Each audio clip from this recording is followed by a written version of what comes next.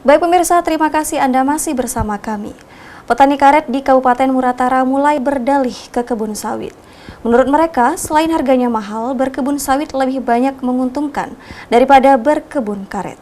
Tingginya harga jual sawit di tingkat petani di Kabupaten Muratara membuat sejumlah petani karet di Desa Terusan, Kecamatan Karangjaya mulai menebang pohon karetnya dan beralih ke kebun sawit.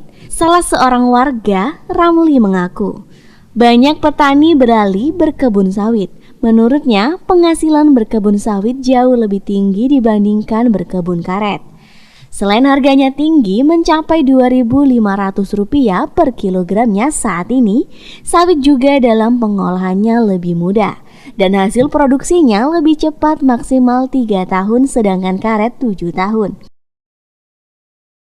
Kalau masalah itu, kalau bagi petani-petani ini sebenarnya ya kalau masalah bongkar kami sudah tahu masalah penghasilannya memang kurang, tidak mencukupi kebutuhan kami tempatnya.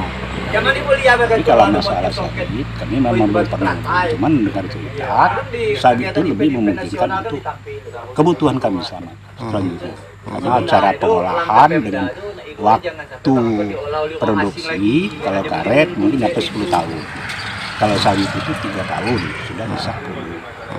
Ia berharap pemerintah dapat memberi bantuan berupa alat berat untuk warga yang ingin membuka lahan sawit. Karena menurutnya membuka lahan sawit sendiri diperankan alat berat.